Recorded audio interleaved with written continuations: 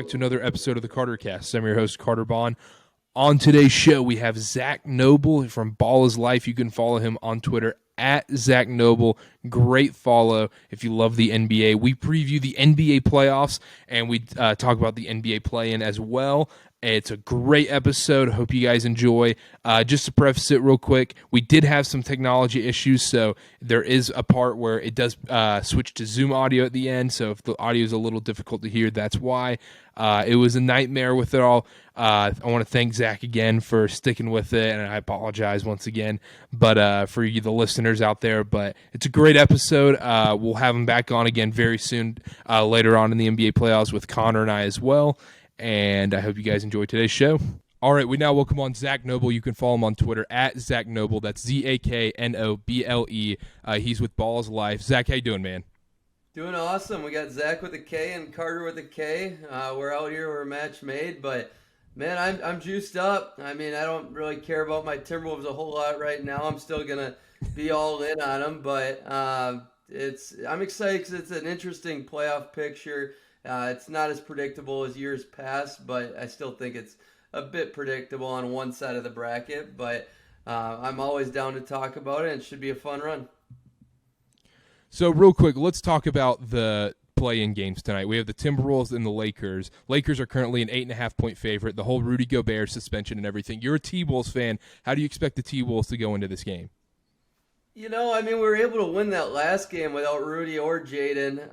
Jaden's the bigger loss here with him having guarded LeBron in the past and AD, and now we don't even have Nasri. That's a big loss for us too. So basically, three bigs that would all be guarding AD, which is pretty massive. So Cat's the terrible defender that he is. He's got the main assignment, and who knows what we're gonna do to LeBron. I mean.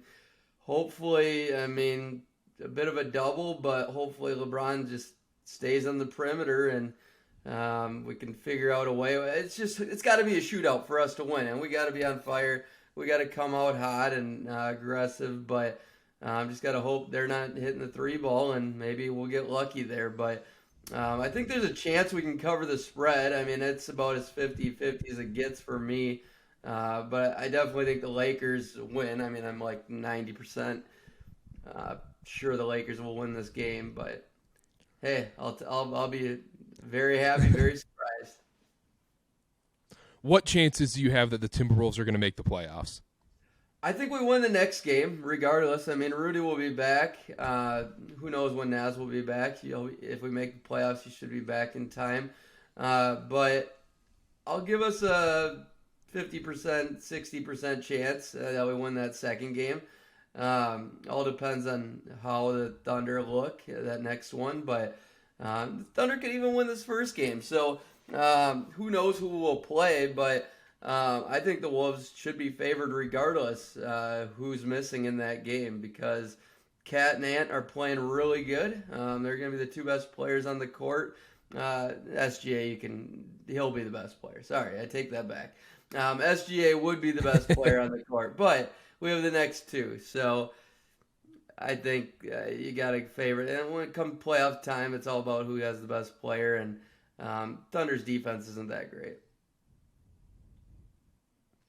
Do you have a team that's in the play-in right now that you think, okay, they can make a run in the playoffs? I know everyone's obvious pick is the Lakers. A lot of people are getting, it feels like every Joe Schmo or in reality just every Lakers fan or LeBron fan is betting the Lakers plus like 1,600 or whatever to make the finals or whatever. Do you have a play-in team that you like to make a run? I mean, I'll give the Lakers, let's say, a 20% chance to make the finals. I think they could even win it all. I mean, everything would just have to line up. But need a lot more out of LeBron defensively. I called it. They'd go on a run after the trade. I thought the trade was perfect for him at the deadline. I'm happy to be right about that. And AD's looking like he's peaking again. So I think they have what it takes. It's just being on the road and being locked in. And defensively, are they going to have what it takes to give it their all? Because they have the depth, they have the pieces, the talent is there, but defense, I'm worried. I mean, you got to be at least a top 10 to 15 defense, and I don't know if they're there yet, especially with all these new pieces. Offensively, they're going to be just fine, but Yeah, all the woes are on the other end, and I'd give the Hawks and the Heat a chance to win a series, but not if they're not if they're playing Milwaukee. They'd have to get in that seventh spot. Uh, and Jaylen Brown, I don't think he's that banged up anymore, but um, that would matter to me. Jaylen Brown. We've seen Jason Tatum go cold in the playoffs. I think his woes are very underrated in the playoffs. I think he's been very good overall. People are way too critical of stars in general come playoff time. It's all about context.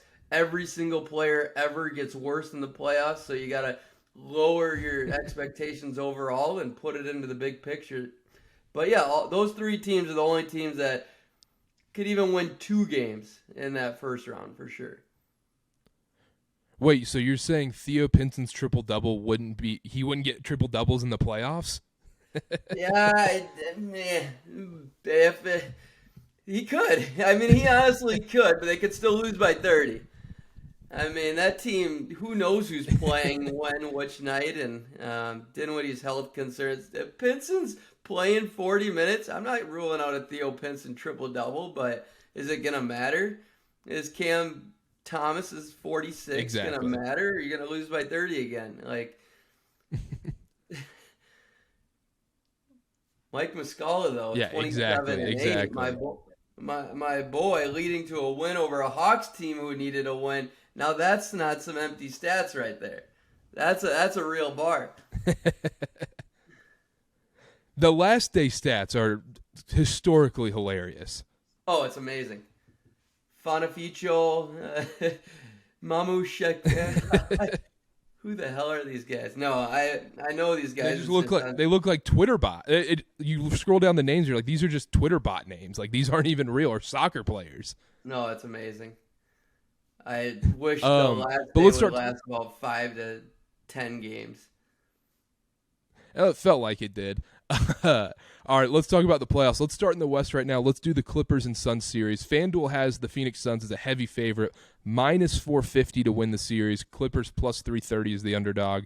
What do you like in this series? Clippers, Suns. I lean towards the Suns just because of Paul George right now. It sounds like he's making, I'm not going to say miraculous comeback or anything, but his timing's ahead of schedule. I think he probably will play in the second round if they make it, but Kawhi's going to need to average 30 plus. And Marcus Morris hasn't been good enough this year. That's an issue. Norman Powell, Norman had 29 that last game. They're really deep.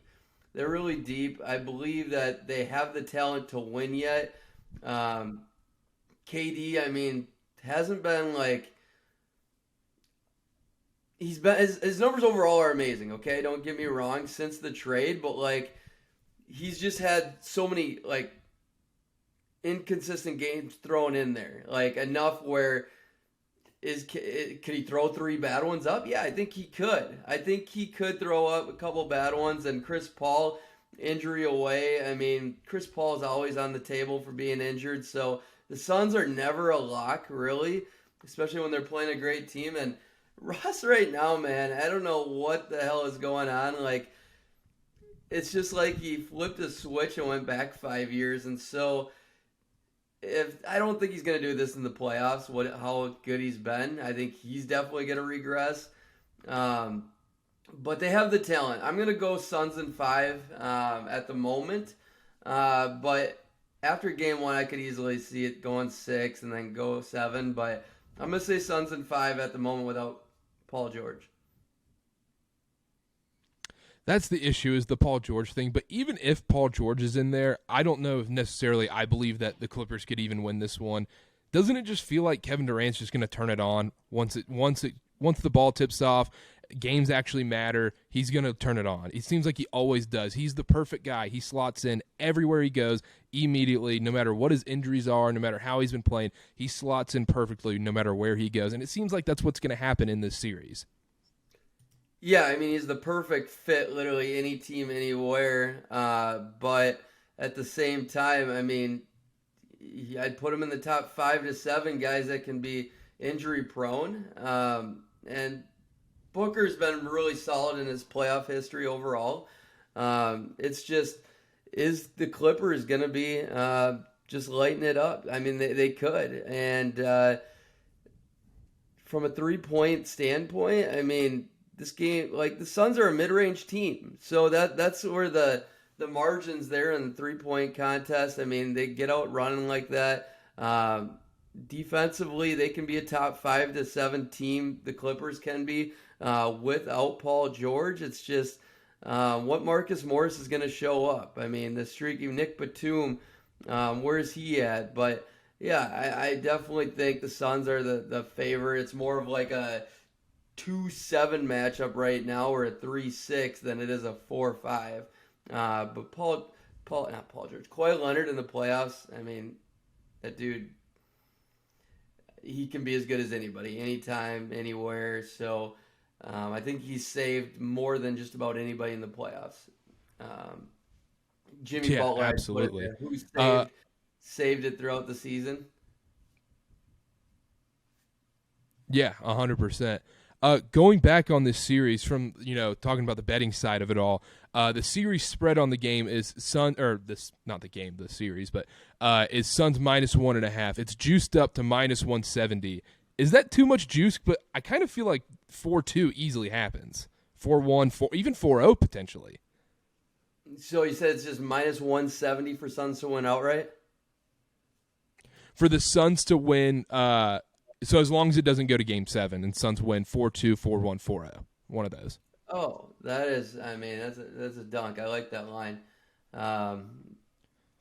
Maybe not enough juice, honestly. I think I like -170 seems about right to me. I mean, it could be -250, and I'd understand that. Why? Where do you think that? I mean, I love that. I think it should be -300. I don't understand that because it says the series spread is minus. Yeah, so the series spread is -450. I mean, if you think if they're that big of a favorite, you'd assume the Suns are going to win in 6 or less. So I'm going to be taking that all day, every day. I mean, I think that's a great play right there. So it goes from -170 to 6 games to -450 for the series. Oh, that's insane. Yeah, that's weird. That's very weird. So yeah, you can get that on FanDuel right now. I love the Suns. I think the Suns are going to wipe them in this one. I don't think it's going to be close. If you're a Clippers fan, like, what do you think at this point? Like, what do you do? Because it's the same story every single year. It's guys not being healthy, guys not playing together, guys taking time off. Where do the Clippers go from here? Do you just keep trying to see if these guys play together eventually? Because it doesn't seem like it's ever going to happen. It's so hard, man. I'm in the camp where, I mean, I didn't like the Paul George trade from the beginning, but I get it. You had to do it, basically, to get Kawhi Leonard. So, I mean, you probably do that. Like Zach Lowe today even said 10 out of 10. He's doing that trade over and over. I was as big of an SGA guy as there was from the beginning. I saw him being this good, maybe not this quickly, but so that doesn't surprise me, and that's what the trade is lopsided. But, I mean, to do that to get Kawhi Leonard, who at that point in time, he was on his way to being a top 10 player all time type of thing if he never got hurt. And he still could get there if he had a huge playoff run this year. And, I mean, it'd take leaps and bounds to even get in the top 15 for him now. But that's another story. Clippers, I would trade Paul George, honestly, if he can't make it back for the second round and he doesn't play. Like, strike three, man. I think this is the third playoffs. If it was number 2, I'm pretty sure it's 3, but if it was number 2 playoffs, I might give it one more year, but it all depends on what you can get for him too. Definitely not doing it for a Rudy Gobert trade, even though I would in Minnesota, obviously. I'd give up quite a bit to give Paul George and get Rudy Gobert the hell out of here. I'd probably even consider like a Cat deal because I'm a big proponent of trading Cat. But we can get me on another time. I'll dive into Paul George trades all you want. But, yeah, I lean that way. The rest of the guys, I mean, they have a lot of great marginal fits. Their depth is great. It's just that second star.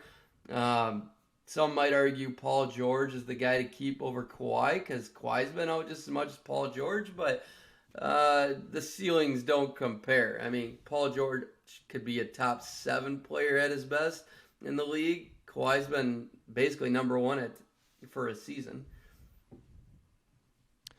You mentioned Cat and Rudy Gobert. We'll touch on this. I just want to touch on this real quick. We need to have you back on later in the summer sometime, a dead summer podcast. We do the all mentally weak team, and I think Cat and Rudy Gobert are first team ballots. I just want to say, like, JJ Redick was the only person that I heard to make this point recently, and you're a Duke guy, so you'll appreciate this. But like, words matter. I mean, I don't care. It's soft in sports. Yes, I'm with that. But like, Rudy Gobert, I mean, feelings were freaking hurt. Okay, feelings were hurt. This has been people been going at him all year to get to a point where he's swinging over the coach to just hit him in the chest. He wasn't going for his face, and it was just a chest shot. But how many times can you get called a bitch before wanting to take a swing at somebody? I mean, is it 3 times I can handle, but you're calling me a bitch 7 times all year, every game. Kyle Anderson, who the fuck is he to be the leader of the team? Like, talking like that. If you're like that, you better be Michael Jordan, calling somebody out like that. When Rudy's been pretty solid all year, and Kyle Anderson's been great, but he's not the guy to be the vocal cussing leader by any means. You got to be a freaking dog, not a guy who's airballing game winners. So I respected JJ for that take. Yeah, you want Anthony Edwards the one to just be going into guys like that. But yeah, everybody even loves though he's Anthony. young, he's the Great best guy, player. nice human. And I'm all about being a dog, but like, not everybody's meant to. It doesn't lift everybody that way. And at some point, read their fucking room. Let's move on. Let's talk about the Kings-Warriors series. The Kings are plus 215 as the 3 seed. The Warriors are minus 260. Do you think the Kings are getting a little bit of hate here? No, not at all. I mean, I personally think they're going to lose round 1 for sure. I'll be surprised if they win, to be honest. I mean, a great season for the Kings. Like, it's already been a great season for them, but like, to tie a bow on it, if they can win 2 games off the Warriors here, because the Warriors are starting to play better by the game, and they have to have a switch come playoff time. I mean, they've been doing this for far too long. Who cares if they hate each other? I mean, they can play 80% and be fine throughout this. But, I mean, the Kings, I mean, they have no defense whatsoever, okay? And game slows down so much come playoff time. Again, they could get a couple by just being on fire from 3. That has happened plenty of times with teams. But I just don't see this. I mean, 215 isn't enough for me to intrigue me to lean on the Kings either. And I've talked to 3 or 4 Kings fans, and they're all on the Warriors too. So it's all about being realistic. I mean, that's the thing. If you're a Kings fan, it's you finally make the playoffs after this insane drought, and then you get stuck with the Warriors. I mean, you're the 3 seed, and you get stuck with the Warriors. I mean, I'm a Hornets fan, so I understand Kings fans' pain. I understand Timberwolves fans' pain. We're awful every single year. But like, it's like if the Hornets made the playoffs, and all of a sudden we're matched up with like the Celtics, and they're for some reason like, yeah, we took the season off, but we're still just as good as we've ever been. Yep. And Andrew Wiggins just coming back. It's like, surprise, we got the guy that basically carried us besides Steph Curry all last year on our title run. So have some fun, boys. I'm looking at it here. You don't like anything from a betting perspective from any of these games, right? I mean, I feel like they're just blind over games individually. I don't mind taking taking heavy odds, like minus 200 on a Warriors game. I mean, what is the series bet on the Warriors? Is that what you're asking Minus me? 260. Yeah, I mean, I'm not afraid of that, but it's not something. It's not like a top bet of mine by any means. But I'd rather bet game to game, and like game 1, I'd have to look at the spread there, but I think they win by 5 or 6 at least. Warriors. The spread is Kings -1. Game one.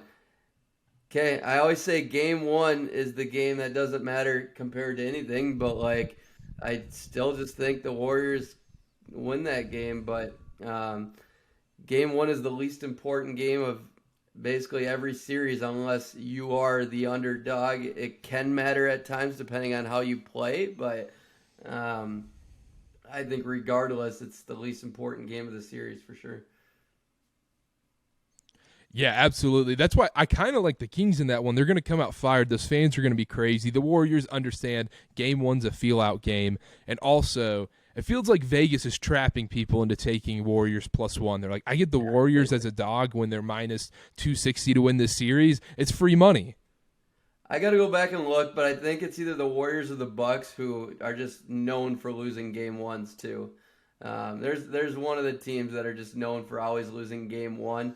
Um, I I don't know which team at the top of my head though. Let's transfer over to the Eastern Conference. There's not much to talk about since we don't know the play-in games with like the Nuggets and the Grizzlies on the West side. Let's talk about the two series we know about in the East. The Knicks versus the Cavs. This one's going to be interesting. This feels like it could go to Game 7. I feel like any result would not surprise me in this series. Who do you have winning this series?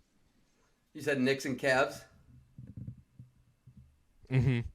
Yeah, I got Cavs. Just Donovan Mitchell. I got Cavs in 6. But you're right. I think it's a great series. I think it's going to be a toss-up. I think the Knicks can play really well as a team at times. It just depends what head Julius Randle is wearing.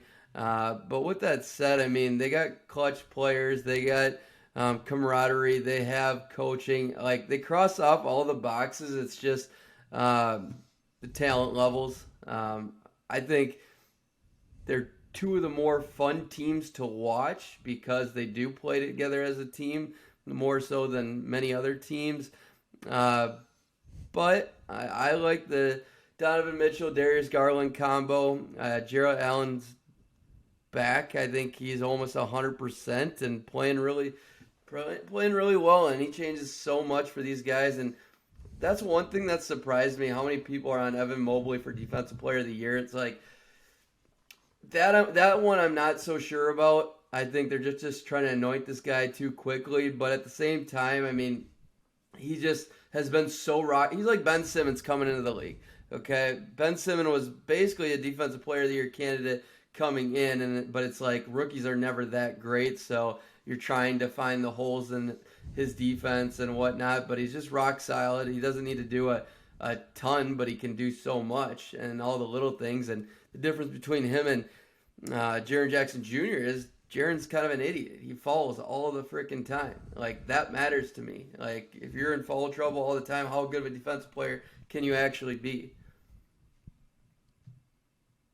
The thing in this series that's different for the Knicks is if I'm a Knicks fan, this feels way different than a couple years ago when it felt like a fluke that they were the 4 seed in the playoffs. This year doesn't feel like a fluke. It feels very real if you've watched the Knicks play. 100%. This team is completely different. It's all because of Jalen Brunson. I'm with Knicks fans. I think about 60% of them. I got a lot of friends that are Knicks fans, and I follow their fan base pretty closely, you can say. But, like, I'd say 60, 70%, maybe even much higher, prefer Brunson to Randall. And RJ Barrett's been a big disappointment for me, even though he can be good at times. It's just he's just inconsistent. He's the definition of inconsistency, 31% on the year. And I just don't see it ever happening for him now that it didn't happen this year. He's going to be a good player for a long time. He's never going to be a great player. So you have the Cavs winning this one handily, or do you think it'll be close? I think the Knicks get 1 or 2 for sure. They're going to look good. I think it's going to be a fight, but at the same time, I just how close it's going to be is tough for me. I just because I could see the Knicks winning even 3 games, but at the same time, I think Cavs are going to have 2 blowouts almost, and I think they're getting better by the game. And to have a guy that's been there, that's performed at such a high level in Donovan Mitchell, and to have the perfect fitting pieces, an experienced coach, yeah, I think the Cavs win in 6. That's going to be my pick. Or would you be surprised if the Cavs made a run to the Eastern Conference Finals? They'd have to beat the Bucks. And so Mobley's going to be one of the best players you can put on Giannis. Jared Allen helping him out there. It's the perimeter defense, being able to monitor Drew Holiday, Chris Middleton's getting better by the game. That's where I'm curious about. I think Giannis can always do enough, regardless if the best defense in the world is put on him and he's being limited to whatever limited Giannis can be. I just think it's still enough where Drew Holiday doesn't even need to be that great.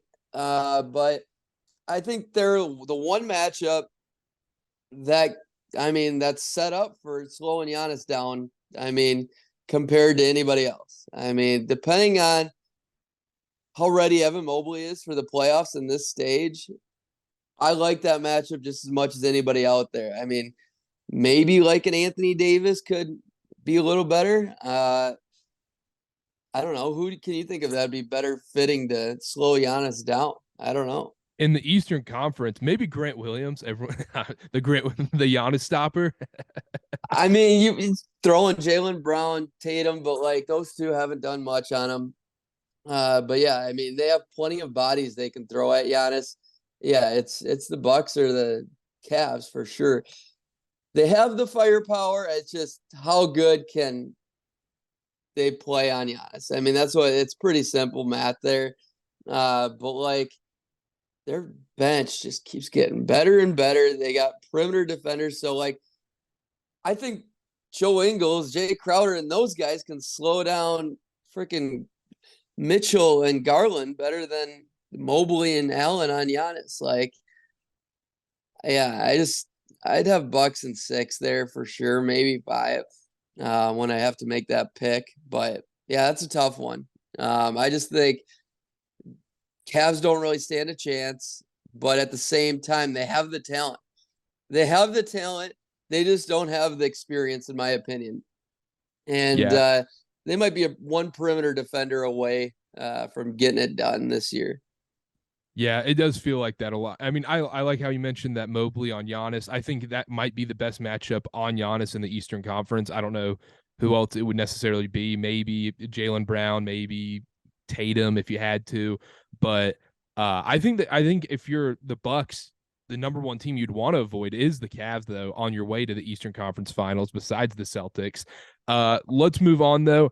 Brooklyn Nets against the Philadelphia 76ers. Sixers, heavy favorite, minus 800. Nets plus 560. And let me get the series spread. They have Philly winning this one, so winning in 5 or less, minus 162. Yeah, I like that because I think it'll go 4 or 5.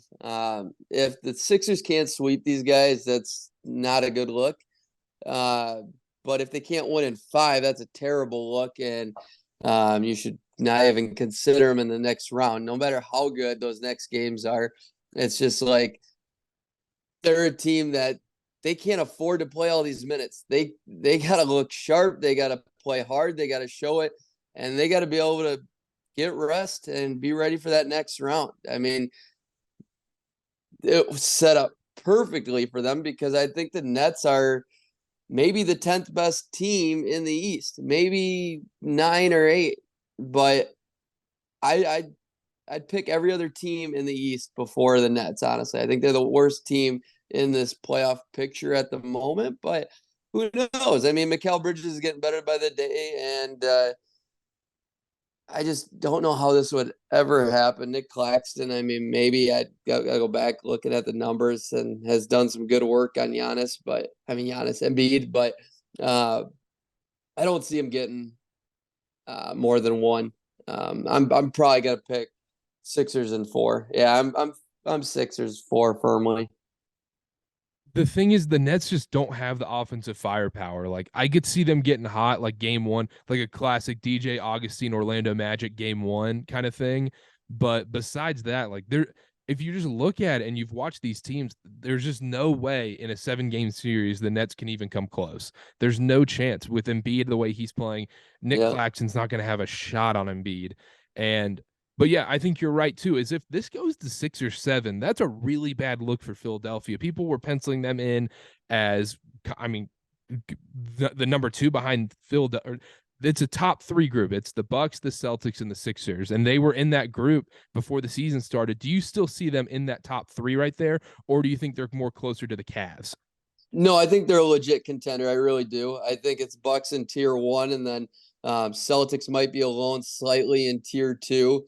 But I mean, I'm okay if you put Sixers in tier 2 or even slightly above the Celtics at the moment. But that's going to change drastically just after a couple of games. Like, could go up, could go down. Like the Sixers, this is the best chance Embiid's had in his career. This is the best chance Harden's had in his career. Doesn't mean it's not a great year if they lose in the second round to the Celtics, because the Celtics are one of the most loaded teams of all time if they're fully healthy. Like, I truly believe this depth is some of the best depth the team's ever had. And they fit together perfectly.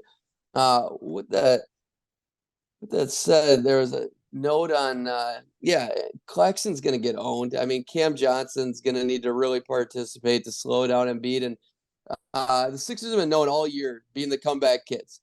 All about slow starts, great second halves. It's going to work against the Nets. It should be just fine. Their same game plan, everything go accordingly as planned.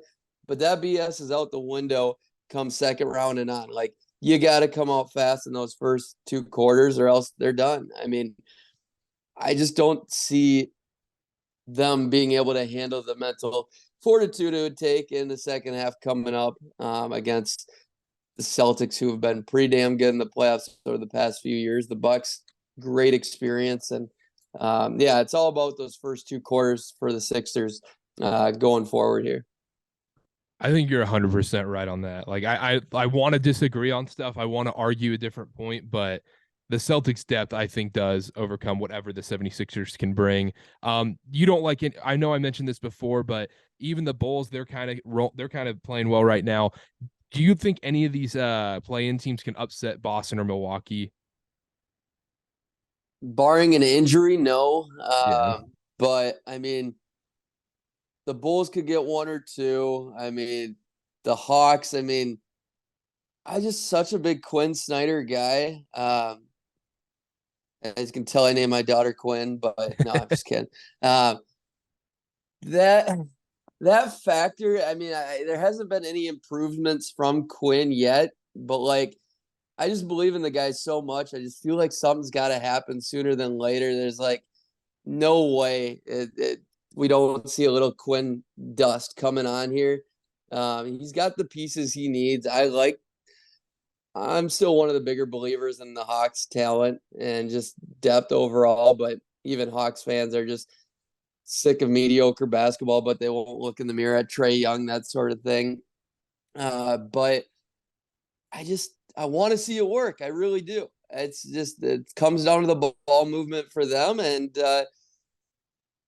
can they figure out? I mean, who's going to guard guys outside of DeJounte Murray and Onyeka? I mean, and their team defense really lacks. I mean, it's connecting the pieces, who's filling the holes, and uh, that's to be determined. They're one of the biggest question marks on paper, because I just feel like I like their talent. I really do. But it's seen enough of it. I mean, if they can't do anything here, I mean, I'm going away from John Collins, getting rid of Capella this offseason. So they're a team that, I mean, needs to show something now, and it's not happening. Is it kind of weird that, everyone likes to talk about how the Mavericks fleeced the Hawks, and they did. Luka's by far the better player, but it's kind of funny that trade has turned out basically to be fairly fair. I mean, both teams have made a conference finals. Both teams have been kind of disappointing. Both teams are kind of dealing with superstar problems, trying to keep them happy, and then the whole charade of them wanting to leave, looking at trades, that whole stuff. I mean, isn't it kind of weird that It's it so weird. turned out fairly even? Yeah, at the same time, I mean, Because who would you it's rather be right now? Or would you rather be the Hawks or would you rather be the Mavericks? so the Hawks have done a way better job trying to fit players around. They've gotten the right players. It's just who knows why. I mean, and it's Atlanta. It's not like a hotbed for getting prospects, even though I think it's becoming more and more one. But I think Trae Young's not a guy a lot of people want to play with. So then that factor is pushing out guys too. So if they can't make this team work, and DeJounte Murray, I mean, they should be able to get along just fine. Seems like those two get along fine, but because DeJounte's been fine, but he's never going to be the number one or maybe even not a number two, but he's going to be an awesome number three. And he's a guy that I just think can fit with most people and should be the perfect fit next to Trae. He really should be. Trae's just got to play off ball more. He really does. But the Mavs, I don't know if this is ever if they can't they I don't know. They've just made so many wrong moves, and it's a long conversation who and how they're gonna ever fix this problem. And Jalen Brunson really proved his worth. That's all I gotta say. Dorian Finney-Smith, the dude is all defense for a reason. Just those two alone, and then you try to replace with guys with maybe higher ceilings that like Christian Wood types, but Luka's so good. It's all about fit. That's what it comes down to. I mean, it's like James Harden. His teams weren't perfect fits ever. This is the first team really ever that's fit. I mean, the Nets teams too. They were excellent fits outside of him and Kyrie and maybe having a perimeter defender there, but like they still had a couple guys. I mean, this Sixers team is the perfect fit for James Harden. It really is. Chris Paul was a terrible fit for him, but the talent exceeded the fit there, and that's why they still fell short too. But yeah, I mean it's all about fit for Luke, and I just don't see them ever getting the talent either. I mean, the talent and the fit. So it's let's talk trades this summer, but man, it's sad. I hate those two players being wasted like this, but I blame more Trae Young than I blame Luka because that team I don't believe in those players at all. I believe in the Hawks. And so my stock for Trae Young just keeps falling. And he is just kind of a guy that surprised a lot of people, but people never gave Bogdan Bogdanovic enough credit for what he did in that Hawks run either. And they had other guys that showed up. It wasn't just Trae, but Trae got it done. Yeah, it's interesting with Trae because it comes out that Kevin O'Connor put out that thing that they're green lighting trades, whatever. They're going to look into trades with him or whatever. But it's interesting because like, what would be the return on Trae Young? I don't want to look into that.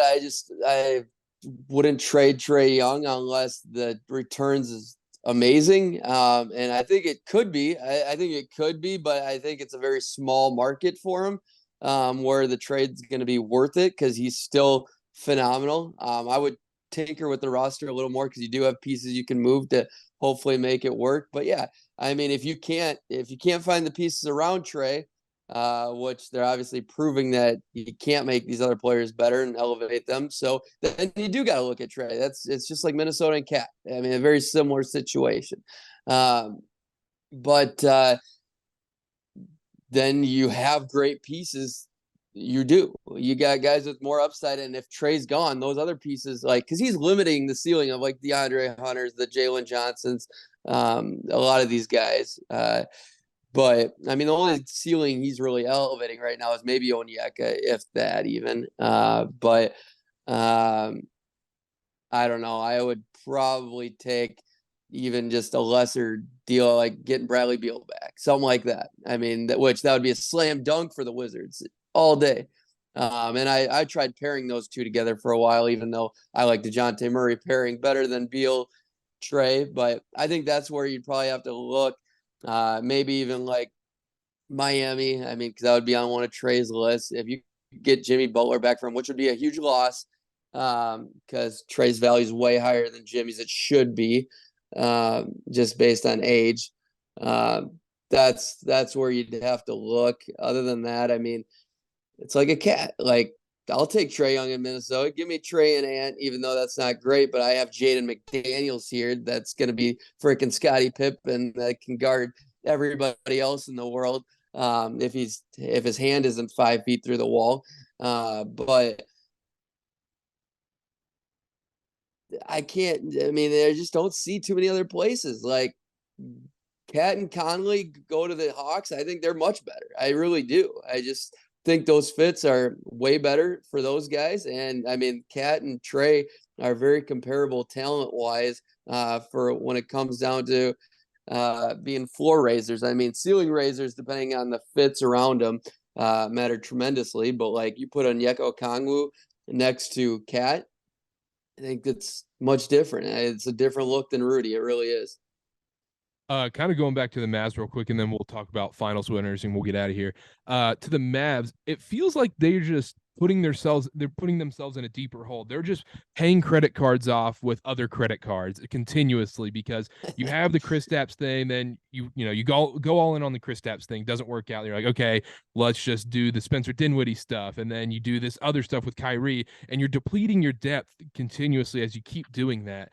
What do the Mavs do? Like, can they even get another star? Do they use their top 10 pick? Do they trade it? Like, what can they even do? They're doing the best with what they got. I just don't think a ton of teams are getting traction. I mean, on those players. I mean, you got to have players be so they got to draft right. They're not Jaden Hardy. They're getting lucky there, so it might make up for a little bit of the scoring loss in Dinwiddie or maybe even Kyrie when they lose him here, coming up. But like Kyrie deal, it's giving up Dorian Finney-Smith. Give up more picks, not Dorian Finney-Smith. That was the big loss there, is because like those role players, when you have an all defensive guy, that's when it's a guy like Luka, when that's all you need is marginal pieces.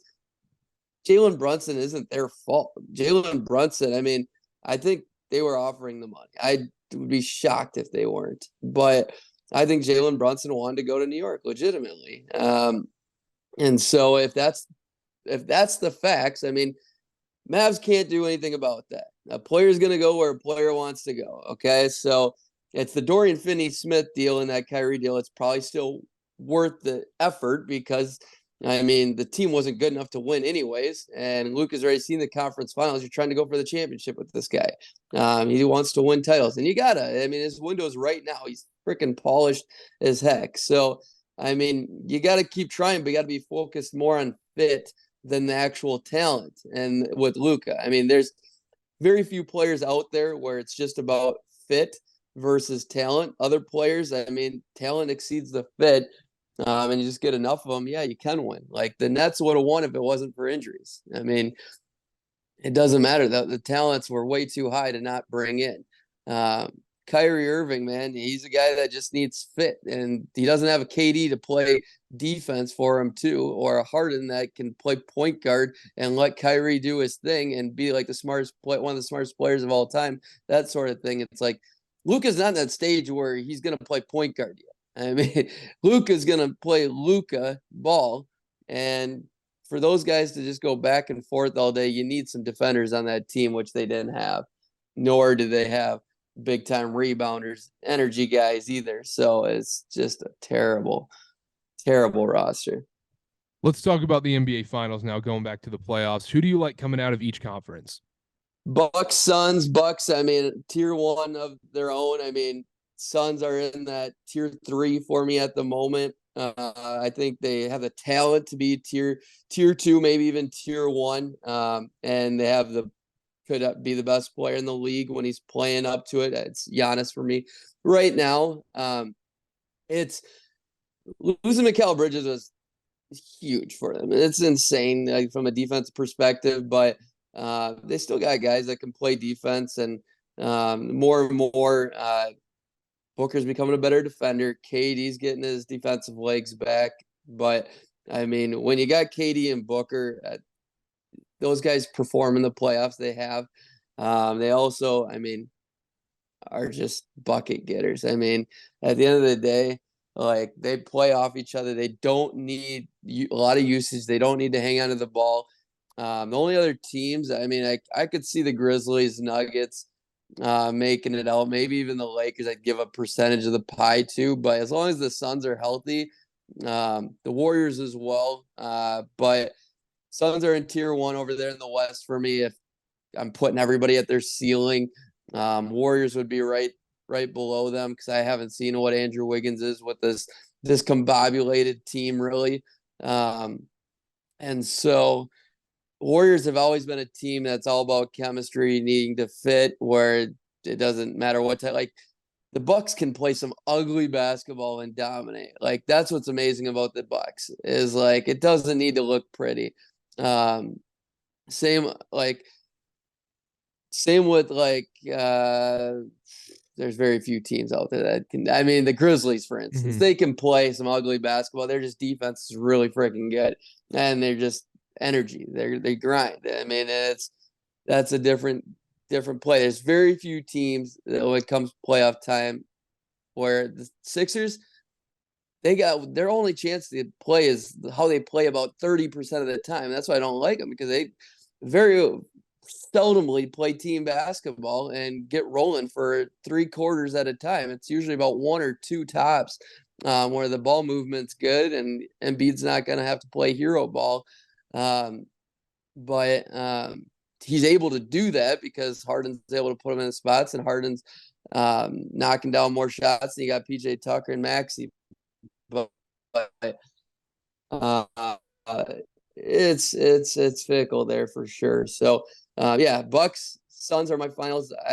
You can have a couple different teams. I mean, Celtics, I think have a great shot. But what about you? Where are you at in the finals? Before the season, I said Warriors Bucks, and I'm just gonna let that ride. You got to let your preseason prediction, if Oh, it's I like still it. alive, you got to let it ride. You have to, no hedge, It's fair. nothing like that. I do think the Bucks. It feels a little. So if you go based off seeding, it's not chalk. But if you go by looking at like the Vegas odds and everything, it does feel chalk in this playoffs. It feels like the Nuggets are gonna win round one. East does. Yeah, especially the East. Well, in the East seeding wise will be chalk, but it feels like there's no way we don't see Bucks Celtics in the Eastern Conference Finals. There's no way, I barring think Sixers injuries. got a great shot. I really believe the Sixers this year. I still believe Harden's different this year. Maxey's leveled up. PJ Tucker does wonders, and he's getting better. Jalen McDaniels, when he gets time, Paul Reed's finally The, getting the, his the, the, minutes. the Jalen McDaniel stuff. I'm a Hornets fan. I dealt with the Jalen McDaniels experience. It's no, he's not there.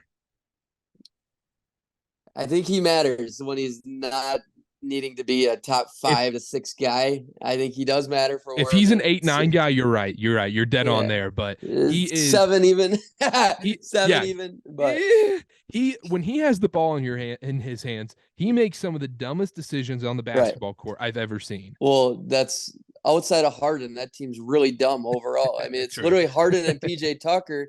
But like the Bucks were the dumbest finals championship team of all time. I really believe that the Bucks were, but like the talent was so good and they played like a team enough and their defense was elite at times. I mean, so you can play really dumb offensively when your defense is that great and you control the entire game. But like the Celtics aren't a team that can play dumb. They can, but they rarely do. They're full of intelligence across the board there. Um, and yeah, that's the difference between the Sixers and Celtics. I mean, they both got the talent, but the Celtics are a team and they're freaking smart as hell, where the Sixers are not. Mm-hmm. And so it's yeah, I think the gap is can be big. Yeah, I'm with you there. It doesn't But I doesn't surprise me. But the reason I have the Bucks, I mean, you said it too, is that Giannis is just the best player in the league. I mean, you can't bet Right. against Giannis. It's impossible. He's also got to be one of the most durable players in the league. In the playoffs, you trust him to Yeah. be the most durable. He's done it before. He's been there. On the West side, I like the Warriors just because, like I said, they did it last year.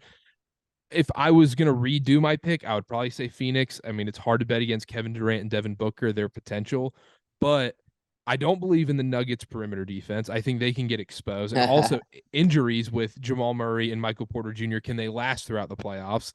And then the Yeah. Grizzlies, I don't see it with the Grizzlies. I could see the Lakers beating the Grizzlies, honestly. No, with you completely. Yep. But yeah, so I have Bucks Warriors. I have Bucks beating the Warriors handily if that's the finals. I don't think it'll be remotely close. Really? I don't think Wow. Draymond can do enough to stop Giannis. I think Giannis would have a Wilt Chamberlain like NBA Finals run if that was the case. Yeah, I do think by that point, the Warriors' chemistry, if they do make it that far, I think they are going to be very, very good. So, like, if the Warriors are there, I think they're going to have a shot. But, like, I mean, it's getting there is going to be the tough part for the Warriors. Where the Bucks, I mean, they can get there so many different ways. I mean, they can get there through role players, and until the conference finals, of course, is going to be the big challenge. All right, man. Hey, thank you so much. Thanks for dealing with all the technology problems. I promise this won't happen again. We'll have you back on, have it right. Thank you so much. Thanks for the time, man. No, Carter, great chat. Appreciate you having me on. And yeah, we'll definitely have to talk in a couple weeks again. Thanks for listening to today's episode with Zach Noble. Follow him on Twitter at Zach Noble. Great follow if you love the NBA once again. And I just want to say thanks to Zach. He dealt with crazy technology issues. It was insane. He was a trooper about it. Super, super nice about it. Super understanding. So I want to thank him again. I want to have him back on in a couple weeks with Connor and I so we can do a better NBA show with better technology and everything's working, hopefully.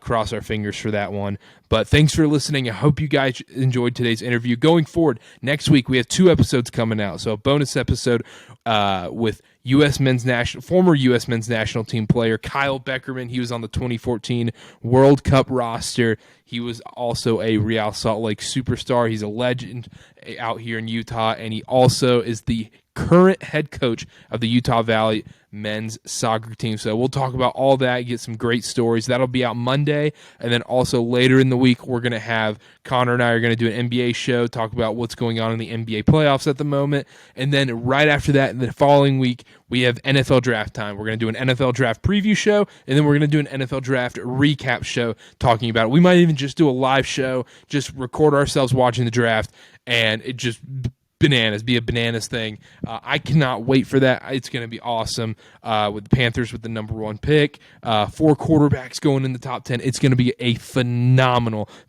show. So I cannot wait for that. Stay tuned for that. Make sure to subscribe to the podcast. Subscribe, rate, review. Do what you got to do to help out. Thank you so much for listening. Cannot thank you enough for listening to the podcast each and every week. And then don't forget, check us out on YouTube. If you listen to us on audio, we're everywhere. Apple Podcasts, Spotify.